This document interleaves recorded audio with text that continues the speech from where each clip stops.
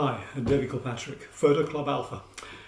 I'm just going to make a quick movie here to show how I use an old bag which you can't get anymore, called a Lowepro Sideliner Shooter. And you can't get anything quite like it either. Nothing is made with the same dimensions and the same functions. I can use this to hold a very extensive, I nearly said expensive, but I'm quite right, camera kit. You'll see this now, okay. It's a waist bag, so it fits there underneath your arm when carrying it. There's no problem really there.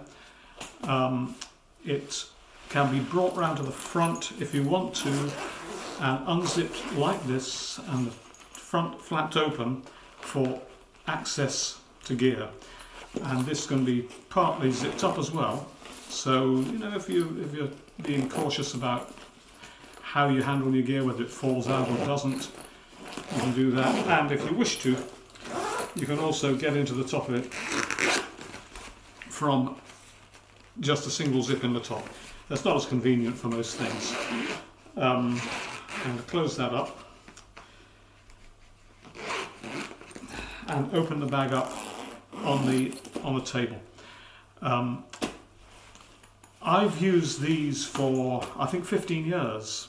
I use them for Leica Minolta CLE kit, I've used them for SLR kits, I've used them for Fuji 645 cameras, carrying 3 in one bag, and I've travelled pretty much everywhere with this, hands-free, able to climb, able to walk, able to access my pockets and all the things I need to.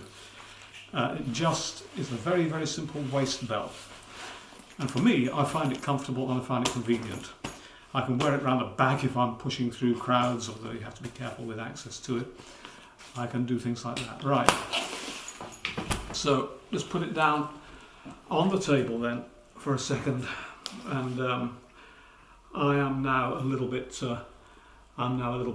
high up for this, but you need to be able to see the bag, which is more important.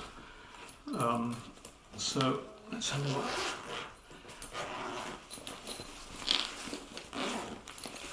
Right, in this bag here, I've got a complete working Sony A7RIII outfit. This is the A7RIII body. Underneath it, I have the Tamron 28-75mm lens. Next to it, in this size, I have the Sony 70-300mm G OSS lens. Now that might look like a pretty chunky lens, you know, you'd think that it's big. In fact, it's smaller than the 70-200mm f4. It's lighter, it fits in a space like that without any difficulties, and it's not so long. And I say the Tamron was simply stowed underneath the camera in this space here. On this side, secure when the bag's closed, I've got 2 lenses. One of them is the Samyang 24mm f2.8, and the other one is Zeiss Batis 18mm f2.8. I've got those stowed away simply by putting them together like that. Nothing particularly complicated.